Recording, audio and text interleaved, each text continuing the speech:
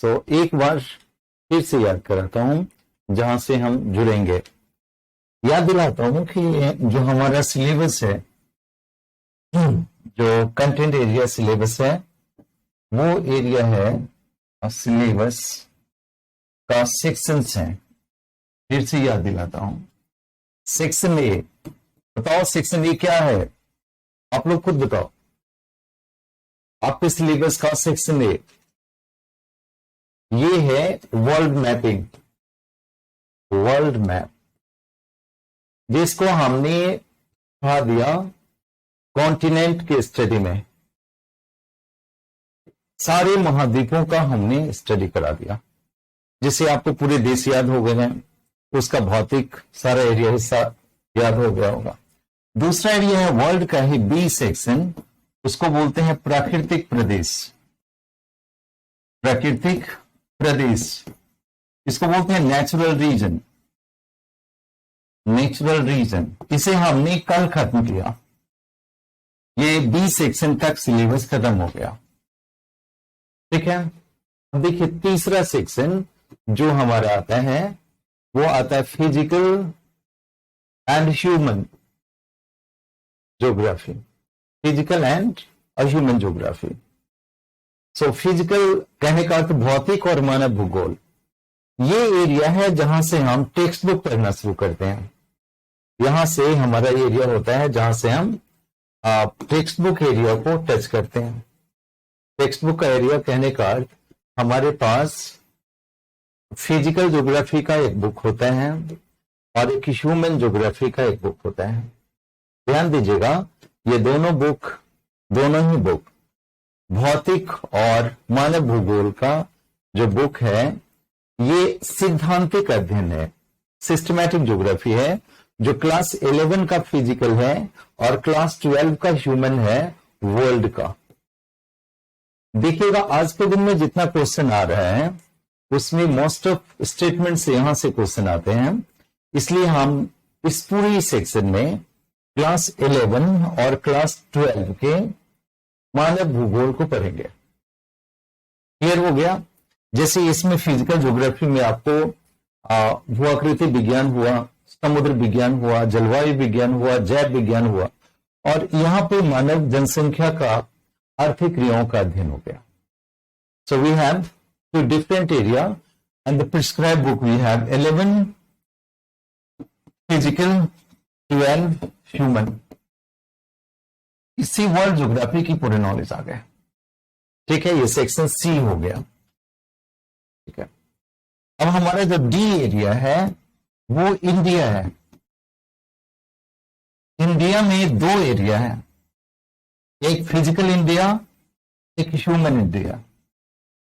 एक हो गया भौतिक भारत और एक मानवीय भारत। यहां पे देखिएगा भौतिक भारत जो है वो क्लास 11 का भारत भूगोल है और ह्यूमन इंडिया क्लास 12 का मानव भूगोल है। यहां पे देखिएगा मानव भूगोल दोनों ही आ रहा होगा, तो एक इंडिया का है और एक वर्ल्ड का है, ओके।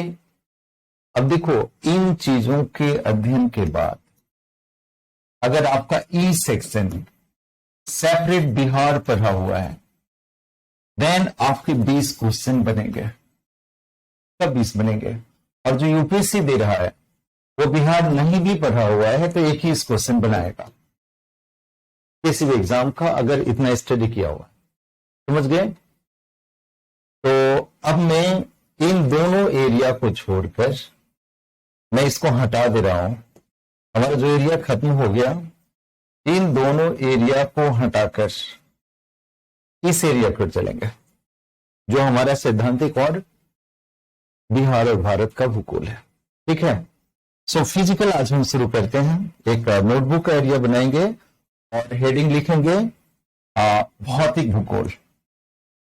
आप एक हेडलाइन बना लीजिए अपने नोटबुक में। एक सेक्शन, एक होता है सेक्शन, नोटबुक का सेक्शन बना लीजिए और वही एरिया बना लीजिए भौतिक भूगोल।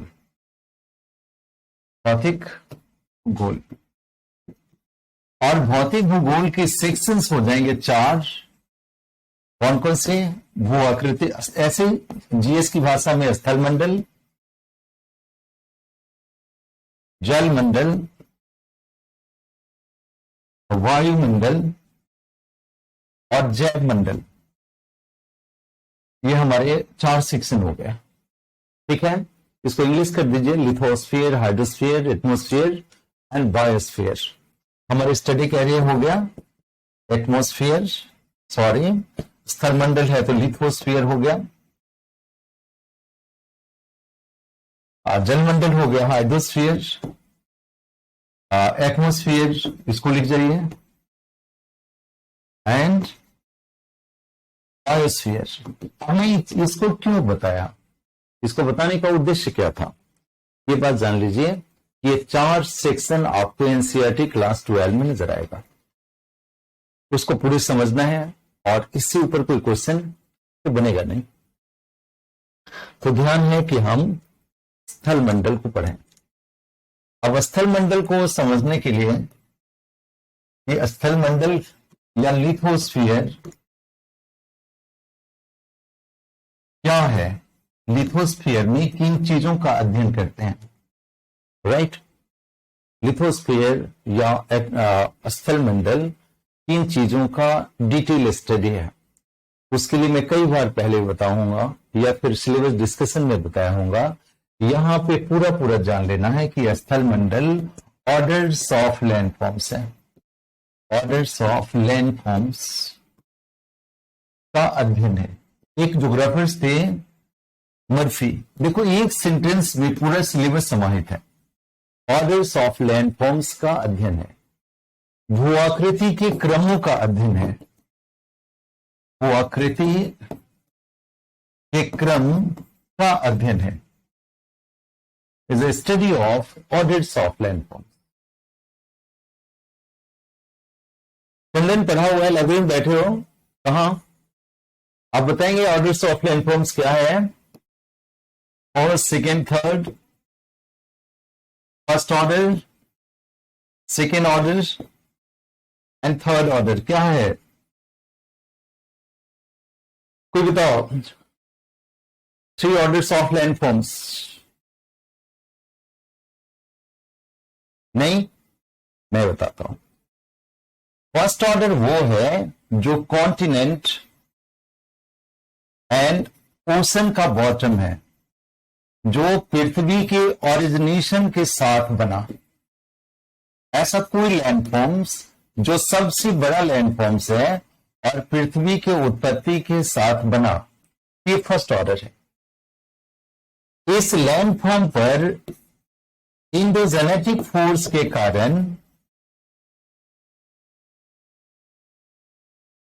कारण कोई भूआकृति बना, लाइक माउंटेन, वॉल्केनोज, ये इसको कहा सेकेंड ऑर्डर लैंडफॉर्म। और जो एक्सोजेनेटिक फोर्स के कारण बना,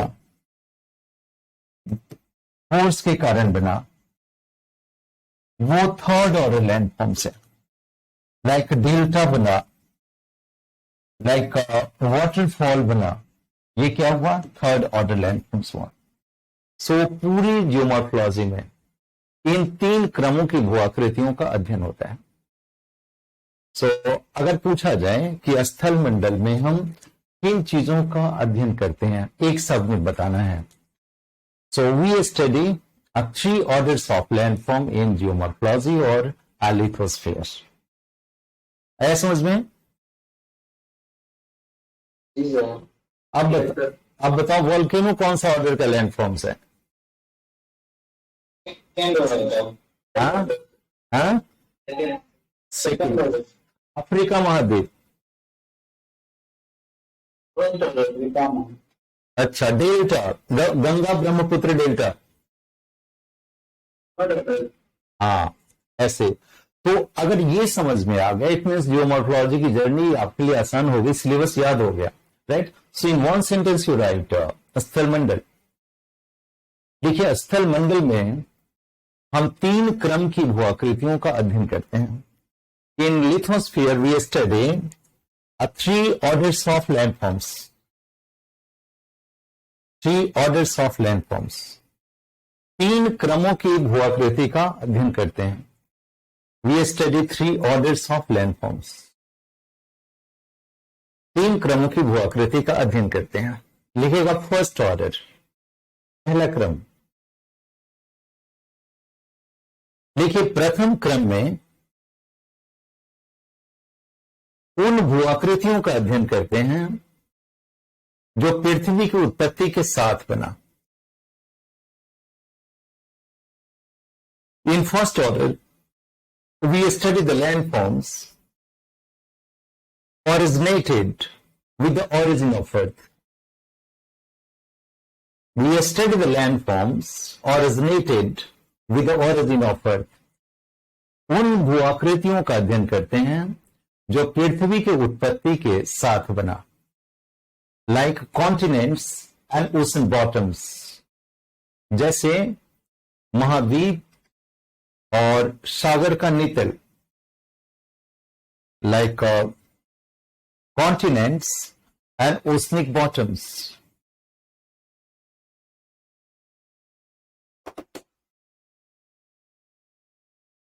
So continents and oceanic bottom. Clear? किसी महाद्वीप को, किसी महासागर के नितल को कह देंगे। Now write in the second order landforms. लिखिए द्वितीय क्रम की भू आकृति अंतर्जात बलों के कारण बनती है। The second order landforms originate by endogenetic force. हमने इंडोजेनेटिक फोर्स लिखा है। द सेकेंड क्या होता है बताता हूं, इसको लिखिए। द्वितीय क्रम की भू आकृति अंतर्जात बलों के कारण बनती है। The second order landform originate by endogenetic force. देखिए आंतरिक बल कहते हैं विवर्तनिक बल, प्लेट टेक्टोनिक। जैसे पृथ्वी के आंतरिक भाग में जो मूवमेंट हो रहा हो, मैग्मा का मूवमेंट हो रहा हो, टेक्टोनिक मूवमेंट हो रहा हो, उसके कारण जो पृथ्वी के ऊपरी भाग में भू आकृतियों का निर्माण होता है, लैंडफॉर्म्स बनते हैं, जिससे माउंटेन बन जाता है। कहीं पे ज्वालामुखी विस्फोट हुआ तो ज्वालामुखी पर्वत बन गए, या कहीं पे टेंशन फोर्स आया तो क्रैक्स बन गया, उस एरिया में अपलिफ्टमेंट हो गया, या फिर वैली बन गई। इस तरह की भू आकृति को हम कहते हैं कौन सा लैंडफॉर्म्स? Second landforms. अगर एक शब्द में बताना हो कि इंडोजेनेटिक फोर्स क्या है तो उसको बोलेंगे हम टेक्टोनिक फोर्स, जो प्लेट टेक्टोनिक से रिलेटेड है। आगे समझ में? Yes sir. हाँ लिखिए इंडोजेनेटिक फोर्स, लिखिए अंतर्जात बल, लिखिए विवर्तनिक बल अंतर्जात बल होते हैं। Tectonic force are the endogenetic force. Tectonic force are the endogenetic force. विवर्तनिक बल अंतर्जात बल होते हैं, अंतर्जात बल होते हैं। Tectonic force are the endogenetic force and they are responsible for the formation of volcanoes and mountains. उनके द्वारा ज्वालामुखी और पर्वतों का निर्माण होता है। हिमालय किस तरह का हुआ करती है? Second order. हाँ समझ में आ गया। अब लिखिए थर्ड ऑर्डर लैंडफॉर्म्स। देखिए थर्ड ऑर्डर लैंडफॉर्म्स को अच्छा समझिए। यहां पे इन चीजों को मैं लाता हूं as a third order landforms. इसको अच्छे समझिएगा, एक कॉन्सेप्ट बेहतर हो जाए तो चीज आगे समझ में आने लगती है। इसको कहते हैं द फोर्स ऑफ डेनुडेशन। इसको कहते हैं अनाच्छादन के कारक। अनाच्छादन के कारक, the force of denudation. Denudation को कहते हैं हिंदी में समतल करना, या इसको बोलते हैं लेवलिंग, लेवल करना। बात समझते हो? जैसे देखो एक आपके पास सरफेस एरिया है, माउंटेन है, और ये प्लेन एरिया है, ऐसा लैंडफॉर्म्स है। तो देखिएगा कि यहां से रिवर्स निकलेगी, कोई एजेंट चलेगा तो इसका अपरगन हो जाएगा, इरोजन हो जाएगा, तो यहां पे आके डिपोजिशन हो जाएगा, और बाद के दिनों में दोनों की ऊंचाई बराबर हो जाएगी, लेवलिंग हो जाएगी। So the first part is erosion and second part is deposition and collective known as denudation. इन दोनों को सामूहिक रूप से क्या कहते हैं? डेनुडेशन कहते हैं, अनाच्छादन कहते हैं। तो ये जो प्रक्रिया है किसके द्वारा होता है? विंड के द्वारा होगा, रिवर के द्वारा होगा, ग्लेशियर के द्वारा होगा, या फिर सीवेज के द्वारा होगा। ये सभी के सभी इरोजन और डिपोजिशन का काम करेंगे। तो इसके द्वारा जो भी लैंडफॉर्म बनेगा वो सभी के सभी लैंडफॉर्म्स थर्ड ऑर्डर लैंडफॉर्म्स होंगे। ठीक है। अब अगर आपने कुछ भी पढ़ा हुआ है तो जानिए कि एक लैंडफॉर्म बनता है डेल्टा, नदी के द्वारा, एक जलप्रपात बनता है, वाटरफॉल बनता है। ऐसे दिखेगा, ये डेजर्ट में मशरूम रॉक बनता है, कोस्टल एरिया में लैगून बनता है। ये सभी क्या हुए? All are the third order land. इसको लिखिए, लिखिएगा थर्ड ऑर्डर लैंडफॉर्म्स। लिखिए, third order landforms are originated by exogenetic force. लिखिए, तृतीय क्रम की भूआकृति बाह्य बल के कारण बनते हैं। तृतीय क्रम की भूआकृति बाह्य बल के कारण बनते हैं। So third order landform originates by exogenetic force. Exogenetic force. लिखिए, ये बल अनाच्छादन की क्रिया करते हैं। These are responsible for denudation. These are responsible for denudation. ये अनाच्छादन की क्रिया करते हैं। अनाच्छादन की क्रिया करते हैं। Denudation means leveling of surface. Denudation means leveling of surface by erosion and deposition. Denudation means the leveling of surface by erosion and deposition. जो अपरदन और निक्षेपण के द्वारा सतह के समतल करने की क्रिया है, is a process of leveling of surface by erosion and deposition. या अपरदन और निक्षेपण के द्वारा भूआकृति के समतल करने की प्रक्रिया है। नाउ कौन कौन से एजेंट है जो ये काम करते हैं? ये काम करते हैं, वो विंड करता है, नदी, हिमानी और सागरीय तरंग करते हैं।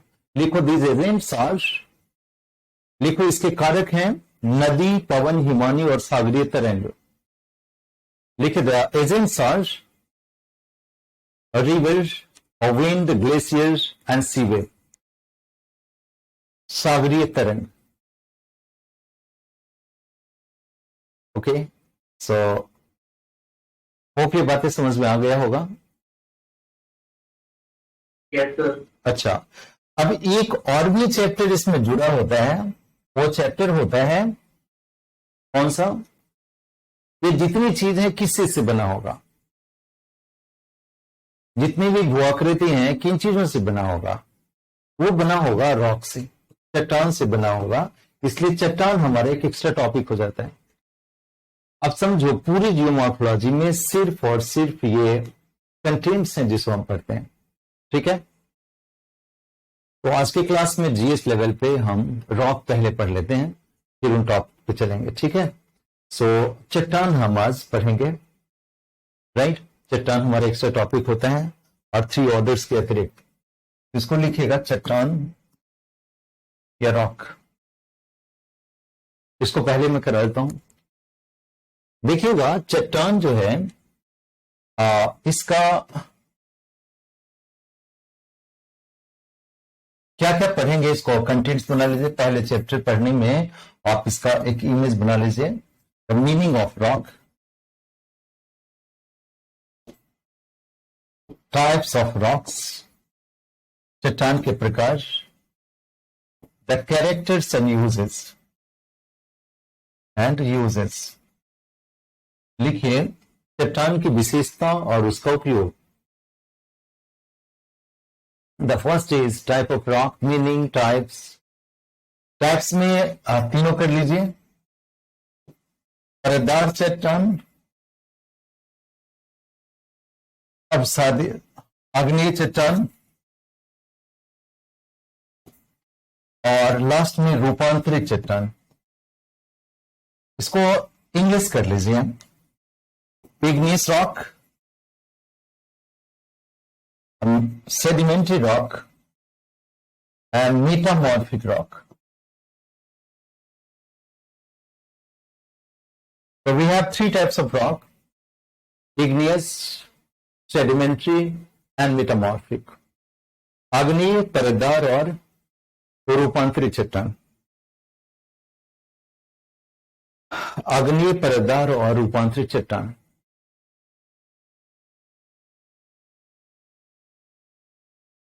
ओके, सो होप ये बातें शुरू किया जाए इसके फर्स्ट एरिया को कि चट्टान है क्या, चट्टान किसको बोलेंगे. कोई आइडिया? चट्टान बताइए किसको बोलेंगे. रॉक को परिभाषित करने के लिए कोई आइडिया? हाँ, कोई? देखो, चट्टान जो है, आमतौर पे चट्टान का शब्द हमारे जब मन में आता है तो ये समझते हैं बड़ी कठोर होगा, सॉलिड रॉक होगा. चट्टान वो तमाम चीज है जिससे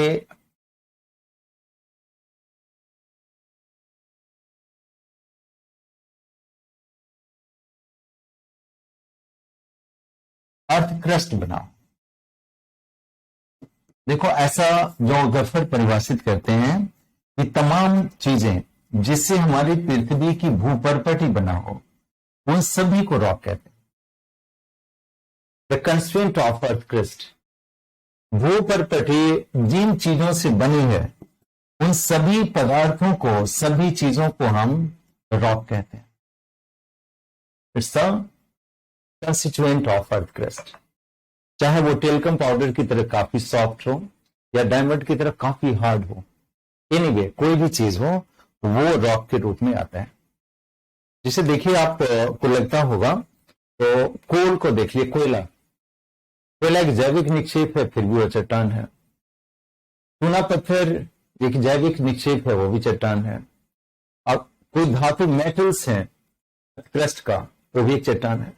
so what ever constituent the upper crust of the rock may be very soft और मे बी वेरी हार्ड. लिखिए, पृथ्वी की ऊपरी भूपरपटी जिन तत्वों से बनी है उसे हम चट्टान कहते हैं. The constant of earth crust is rock. It can be very soft like talcum powder और can be very hard like a diamond. यह पाउडर की तरह बहुत सॉफ्ट हो सकता है और हीरे की तरह काफी हार्ड हो सकता है, कठोर हो सकता है. अब देखो, पहला रॉक जिसमें मैं चर्चा कर रहा हूं, उसको लाल कर दें, ज्यादा अच्छा है. ये है इग्नियस रॉक. इग्नियस, अग्नि से इग्नियस बना. इग्नियस मीन्स फायर, जिससे फायर से बना हो, अर्थ के फायर से बना हो, उसको हम इग्नियस रॉक कहते हैं. मैं इसको समझाता हूं. हाँ, मिट्टी भी एक रॉक है. आपके बिहार का जो पूरा एरिया है, ये गंगा का मैदान जिसको हम जलोढ़ मिट्टी कहते हैं, वो सेडिमेंट्री रॉक है. ठीक है, किस प्रकार का चट्टान है वो? Sedimentary rock. ठीक है, जो पढ़ते मिलता है सभी को, पढ़ेगा तो आपको पता चलेगा. ये है आग्नेय चट्टान. इंग्लिश में कहते हैं आग्नेय, अग्नि से बना हो आग्नेय चट्टान. ठीक है, अब ये बना कैसे, कैसे सरफेस पे आया, इसको समझिए. मान लीजिए हमारे पृथ्वी का एक सतह है इस तरह का, राइट. इस तरह का एक अर्थ क्रस्ट का हिस्सा हो, और जहां पे देखिएगा पृथ्वी के आंतरिक भाग में जो मैग्मा है उसकी संवहनिक धाराएं चला करती है. इस तरह की जो मैग्मा है इसका मूवमेंट चलता है. जहां कहीं पे ये परत, एक पतला सा परत होगा, वीक होगा, तो उस एरिया से इस मैग्मा का विस्फोट हो जाएगा. इस एरिया से विस्फोट होने लगेगा, और फिर जहां पे विस्फोट होगा वहां पर इस तरह के सरफेस जमा हो जाएंगे. मैग्मा के विस्फोट के बाद इस तरह का जमाव हो जाएगा. ठीक ना। या फिर मैग्मा के नेचर पे निर्भर करेगा, कभी जवाब ये फ्लैट सरफेस के रूप में भी होगा या माउंटेन के रूप में होगा, इसकी डिस्कस करते हैं। कब फ्लैट सरफेस होगा, कब माउंटेन के रूप में होगा। यहां पे इग्नियस अर्थ को समझाने के लिए मैंने प्रयोग किया कि अग्नि चट्टान किसको कहते हैं। अग्नि चट्टान में देखिएगा पृथ्वी के आंतरिक भाग में ये मैग्मा होता है। ध्यान दीजिएगा शब्दों को जो मैं कह रहा हूं, पृथ्वी के आंतरिक भाग में जब विस्फोट नहीं हुआ है तो इसको हम मैग्मा कहते हैं। जब ये चैम्बर के द्वारा ये विस्फोट हो गया, सरफेस पे आ गया, तो इसको हम लावा कहते हैं। और जब ये लावा कठोर चट्टान के रूप में परिणत हो गया, सॉलिड हो गया, इसको अग्नि चट्टान कहते हैं। अग्नि चट्टान कहते हैं, इग्नियस रॉक कहते हैं। सो देखिएगा इसके नामकरण में मैग्मा का कई शब्द आया। इनसाइड द अर्थ जहां पे मैग्मा का बहुत ज्यादा एक मूवमेंट है, लिक्विड पार्ट का, वहां पे इसको सिंपली मैग्मा कहा गया। मैग्मा जहां दरार के द्वारा, पृथ्वी का दरार है जिसको हमने बनाया है, ये पृथ्वी का लेयर है, दरार है, जिससे होकर मैग्मा का विस्फोट हुआ है। इस दरार के द्वारा जब ऊपर आया है तो इस प्रकार की क्रिया को, जहां पे सॉलिड जमाव हो गया है, तो जब लिक्विड फॉर्म में आ रहा है, अग्नि के रूप में आ रहा है, उसको लावा कहा। जब लावा सॉलिड हो गया तो इस प्रकार की क्रिया को हम अग्नि चट्टान कहें। तो पहले डिफाइन कीजिए कि अग्नि चट्टान क्या है। लिखिए, अग्नि चट्टान अग्नि से बना है। igneous word is taken from ignis means fire, अग्नि शब्द से लिया गया है जिसका अर्थ होता है आग। जो ज्वालामुखी विस्फोट के कारण बनता है। It forms by volcanic eruption और it is created by volcanic eruption. जो ज्वालामुखी विस्फोट के द्वारा बनता है, विस्फोट के द्वारा बनता है। पृथ्वी के आंतरिक भाग में इसे मैग्मा कहते हैं। In the internal part of the earth, it is named as magma. पृथ्वी के आंतरिक भाग में इसे मैग्मा कहते हैं। In the internal part of the earth, it is named as magma.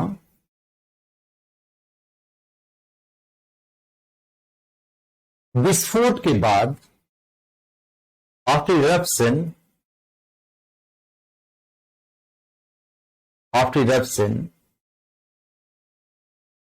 the liquid and fire form of magma, जो तरल और अग्नि के रूप में होता है, उसे लावा कहते हैं। Liquid or the fire form of magma is named as lava, उसको लावा कहते हैं।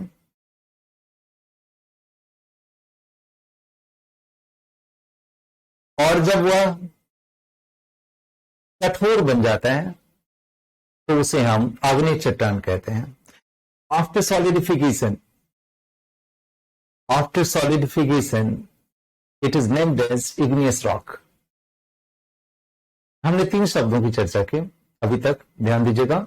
एक magma inside the earth, eruption के दौरान उसको लावा कहा गया, और जब सॉलिड हो गया, complete solid, so it is named as igneous rock. इतना तक समझ में आ गया होगा। अब इससे आगे मैं बताता हूं, समझिए। जब इरप्शन होता है, उस इरप्शन में एक सरफेस है, इस तरह का मान लीजिए कि सरफेस है, इरप्शन हो रहा हो तो सरफेस है। उस इरप्शन के दौरान ध्यान दीजिएगा कि एक सरफेस में इरोजन, ये वॉल्केनिक इरप्शन हो रहा है एक क्रैक से। तो 2 तरह के इरप्शन होते हैं। एक को बोलते हैं फीसर इरप्शन,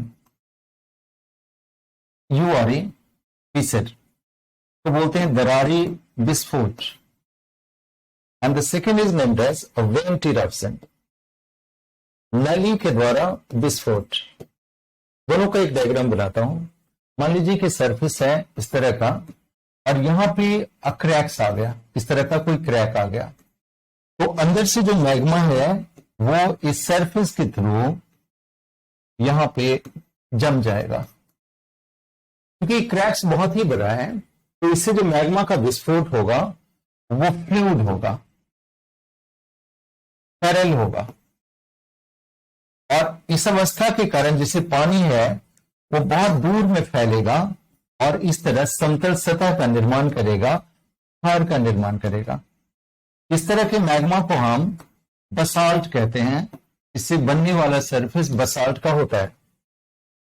तो एक विस्फोट है जिसको कहते हैं हम fissure eruption, it's by cracks and the magma is coming on the surface और the liquid form like water, so it will spread in large area and it will form plateaus. इसका एग्जाम्पल देखिएगा कि हमारे भारत है इस तरह का, और भारत में नर्मदा तापी का एरिया है, यहां पर इस तरह का विस्फोट हुआ, सो पूरे भारत में इस तरह के मैग्मा का जमाव हुआ और इससे दक्कन ट्रैप बना।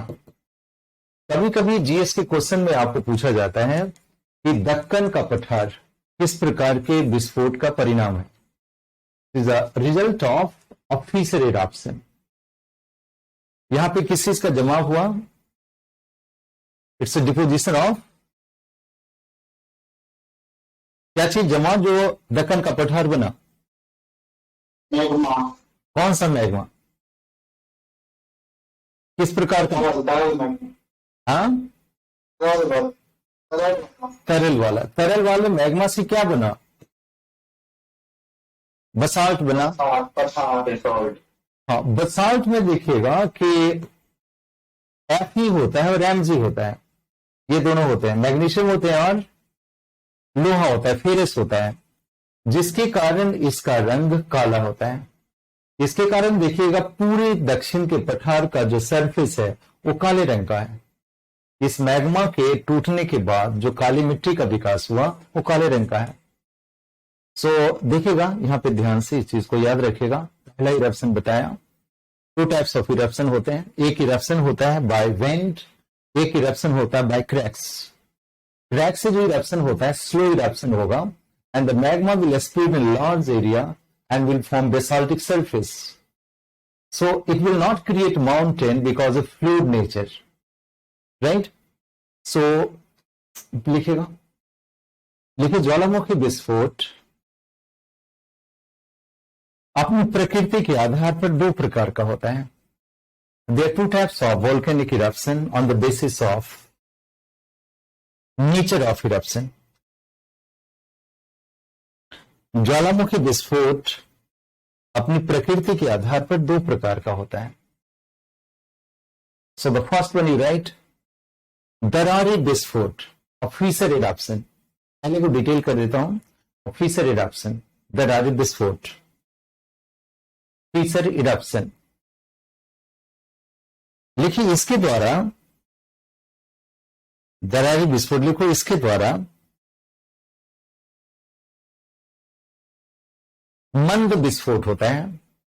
देयर इज अ स्लो विस्फोट, slow eruption, there is a slow eruption by this process.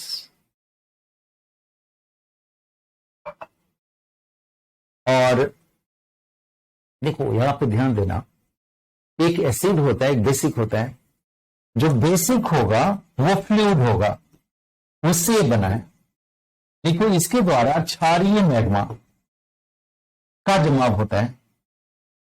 It is accumulation of basic magma on the surface, और इट इज सरफेस पे तो लावा होगा ना, आप कह सकते हैं the accumulation of basic lava on the surface.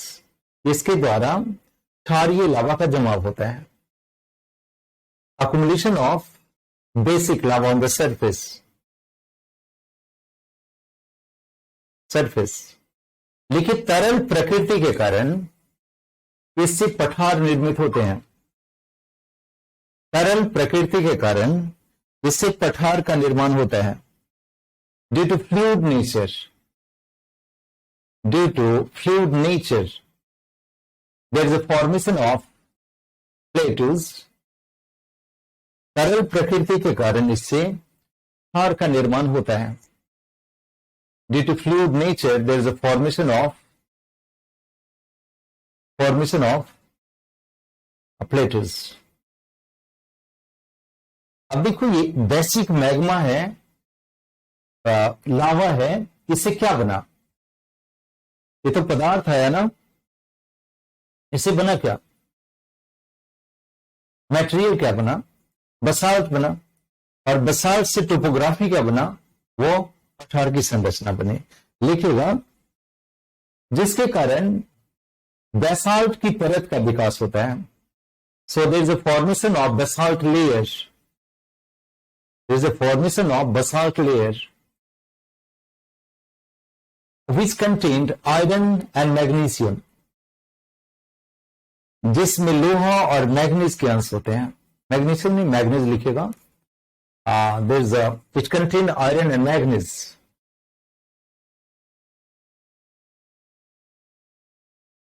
So the color of surface is black, जिसके कारण इस पठार से काली सतह का निर्माण होता है। इट क्रिएट्स ब्लैक सरफेस, काली सतह का निर्माण। You can write the example in from Indian side. Bharat से अगर ये एग्जाम्पल लिख लेते हैं तो आपको याद रहेगा कि इस प्रकार की क्रिया यहां हुई है और इस प्रकार के सतह विकसित हुए हैं। सो एग्जाम्पल यू राइट, कहां पे हुआ ऐसा? लिखिए, भारत के दक्कन ट्रैप क्षेत्र में इस प्रकार के विस्फोट हुए हैं। The example of fissure eruption is Deccan trap of India. The example of fissure eruption is Deccan trap of India. भारत के दक्कन का ट्रैप इसका एक उदाहरण है। The example is the Deccan trap of India.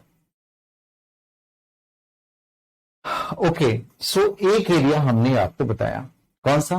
Fisher eruption. Now come to the second eruption, second area, that is vent eruption. Vent eruption, इसको लिखेंगे नली अपरवेंट, नली विस्फोट की अवस्था। अब देखो, इस विस्फोट को मैं बताता हूं कि आपका एक सरफेस एरिया है और इस तरह की कोई पाइप है, वोल्केनिक पाइप, जहां से मैग्मा का अंदर से विस्फोट हो रहा हो।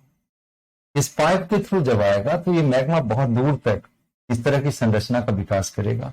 ये लेयर यहां जमा हो जाएंगे। तो यहां जो मैग्मा आ रहा है उसका नेचर एसिडिक है, उसका जो प्रकृति है वो अम्लीय है, अम्लीय प्रकृति है। जब अम्लीय प्रकृति होगा so it will be viscous. Viscous means Fevicol की तरह होगा। जैसे कोई चिपचिपा सा पदार्थ हो, फेविकॉल हो, तो बहुत दूर तक नहीं फैलेगा, वो एक सीमित एरिया में फैलेगा और इस प्रकार पर्वत का निर्माण होगा। तो ये जो विस्कोस हुआ, एसिडिक हुआ, इसके द्वारा ग्रेनाइट का निर्माण होता है। ध्यान दीजिएगा, ये आपको एग्जाम में पूछा जाता है कि बसाल्ट किस तरह का रॉक हुआ, उसके जो इंग्रेडिएंट हुए वो एसिडिक, बेसिक हुए, और ग्रेनाइट क्या हो गया? एसिडिक हो गया। क्लियर? तो एसिडिक रॉक माउंटेन बनाएगा कि प्लेटोज बनाएगा? माउंटेन। माउंटेन, ठीक ना? माउंटेन बनाने का मुख्य कारण क्या हुआ?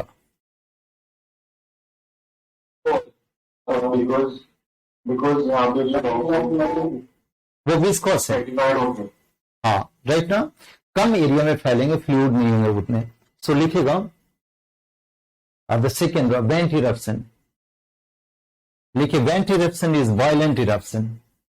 लिखिए कि दरारे विस्फोट, दरारे विस्फोट अधिक तीव्रता वाला होता है। वेंट इरप्शन इज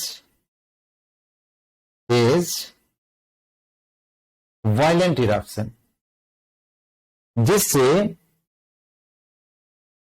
अम्लीय लावा का विस्फोट होता है। It is eruption of acidic lava it is eruption of acidic lava, अम्लीय लावा का विस्फोट होता है। eruption ऑफ एसिडिक लावा, जिसके कारण बनने वाली संरचना पर्वतीय संरचना होती है। It creates a mountain type of structure, due to viscous nature और एडहेसिव नेचर। चिपचिपा होने के कारण पर्वतीय संरचना बनाता है और इसका विस्तार कम क्षेत्रों में होता है।